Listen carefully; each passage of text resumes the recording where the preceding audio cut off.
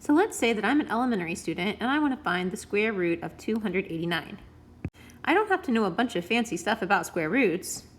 It's enough to know that 2 times 2 is 4. 2 is the square root and 4 is the perfect square.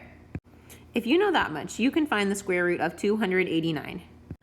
I'm going to use some beads to help me figure this out. And the main rule is that I want my beads to fit inside the shape of a square. So for example, how could I make squares with my red beads? Well, I could have 1 red bead, or I could have 4 red beads arranged in a square, or I could have 9 of them, and so on. And of course, this first value here would be 100. My next one here is 400, and then 900. Well, my number is 289, so I can really just need 1 red bead. So I thought about my hundreds. Now I want to think about my ones. I noticed that 289 ends in a 9. So really, I'd like an arrangement of beads so that the number of my green beads also ends in a 9. Maybe I could use 3 times 3, or maybe I could use 7 times 7 for my arrangement of my green beads. I'm just going to try it out with 49. Whew, that's a lot of beads. All right. So then my blue beads would go like this. And that does indeed make a square. Let's see if it works.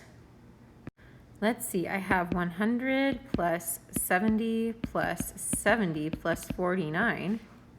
Yeah, I have 289 here. So then the way I can figure out my square root is by counting up my beads along one of my axes. So I have 1 blue bead, that's 10. I have 7 blue beads, that's 7. 10 plus 7 is 17.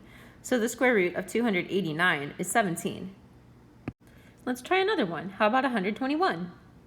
This is another example where I'll only need 1 red bead. So I've got 100 on my square right now. I still have 21 left over that I need to think about. Let's see. I know that 1 squared equals 1 and 9 squared equals 81. I'm looking at the 1's because 21 ends in 1. 9 squared is way too big though, so I'm going to use my 1 squared though. So that means I need 1 green bead. I'm going to fill in the rest of my square with blue beads. So adding this together, 100 plus 10 plus 10 plus 1 is 121. And reading across, I have 1 blue bead plus 1 green bead.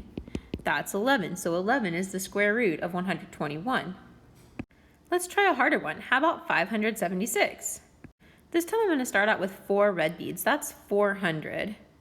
Now I've got 176 left over to think about. 4 squared and 6 squared both end in a 6. I'm going to try it with 6 squared. Let's see if this works. Nope, this is too much. Actually, what this square shows me is that 26 squared equals 676. That's interesting, but it's not the square root I'm looking for. So let me try 16 instead. Yes, here this works out to give me the 576 area that I was looking for.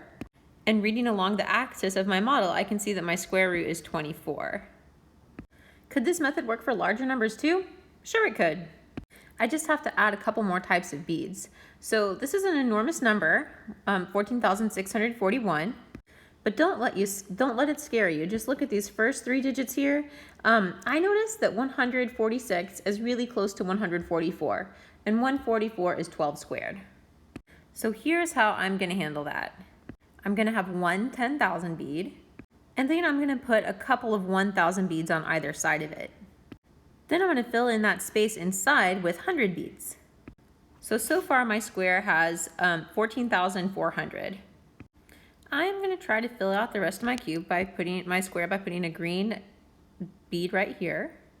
Then I'm going to need a couple of blue beads right here. And finally, I'll have to fill it out by putting a couple of red beads right there. So let's see if this adds up to 14,641. Yes, zooming in, I can see it all adds up to 14,641. And then reading across from left to right, I have 100 plus 20 plus 1 equals 121.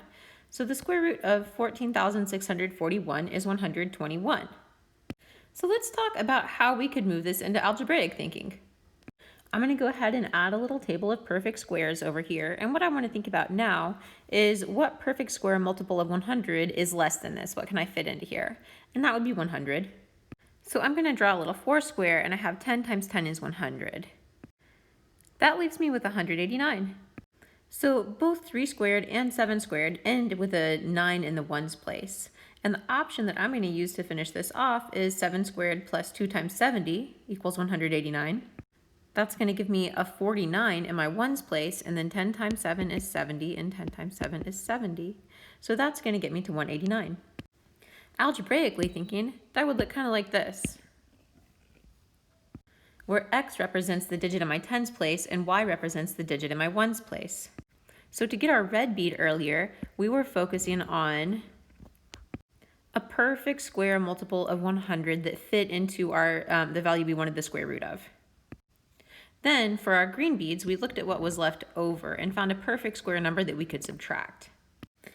For our blue beads, we wanted a value that was divisible by 10 and divisible by x and y. So 70 works because it's divisible by 7, which is our y value in this case, and it's also divisible by 10. So that's our blue beads right there. Our triple digit model is a little bit more complicated. Remember, we started out by realizing that 12 times 12 is 144. Figuring out that much gave us our black beads and our pink beads. From there, our first set of red beads was pretty easy to fill in. So we could do a lot of guess and checking to figure out the rest of our boxes, or we could use algebra. I'm going to use the letter Z to represent my ones digit here. And then I can see that 241 is going to need to be equal to the sum of the values in my remaining boxes. That gives me a simple little equation here. 241 equals 240z plus z squared. Well, I can see that if z is equal to 1, that would make my equation true.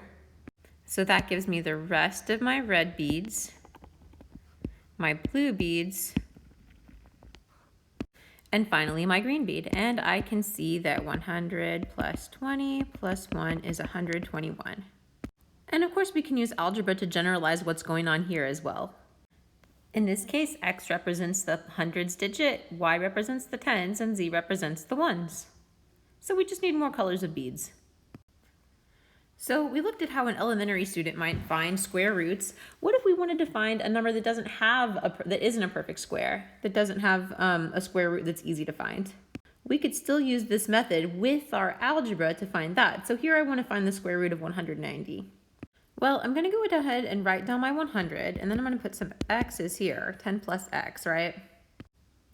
So I know that 100 plus 20x plus x squared equals 190.